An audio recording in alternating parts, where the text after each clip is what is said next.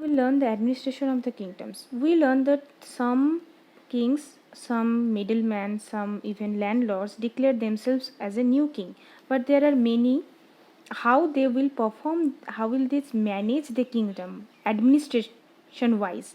So what they do, they first, when they become the Raja or the king, they adopt some titles like Maharaja Dhiraj, Tribhuvan Chakravartin. These are some meaning, have great king or the lords of three worlds. This type of titles they have adopt by themselves. And what happened, they claims that they shared power. Okay, power with whom? Their Samanta, their next subordinate. They were Samanta before, then they become the independent kings, and they give powers to some Samanta. Who were the Samanta? Peasants, means farmers, traders, businessmen, and Brahmas. They give small powers to them, and in return, what they farmers, traders, and Brahmins will give to the king, they'll give some rent. Rent means the tax.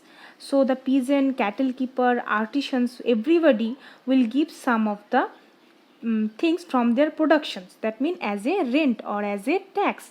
And with this help of tax, collected the taxes, and the kings used it for their establishments. See, 400 taxes in the inscription of the Chola who ruled in Tamil Nadu. They actually said that they have different kinds of taxes. How many kinds? 400 types of taxes. Most frequently tax, which type of tax, or where their vetti on, that is not taken as a cash but forced labor, kadamai, that means land tax.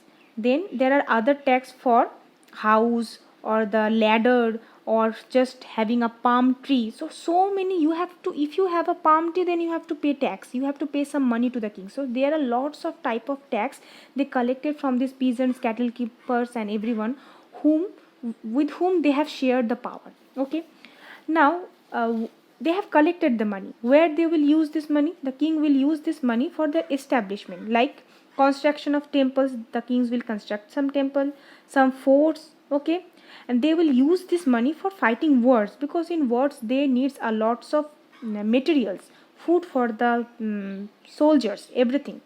Okay, so this everything, this whatever they collect as a tax, everything is used in here. But who will collect this tax? For the king will not go directly to them and collect the tax. There are some other people who will collect the tax. The person who will collect the tax are from influential families. They are from some powerful families. Okay, they have definitely some lands. They are wealthy. So the king selects some men, like the king selects some people to collect the taxes from this population, and this tax will gradually go to the king.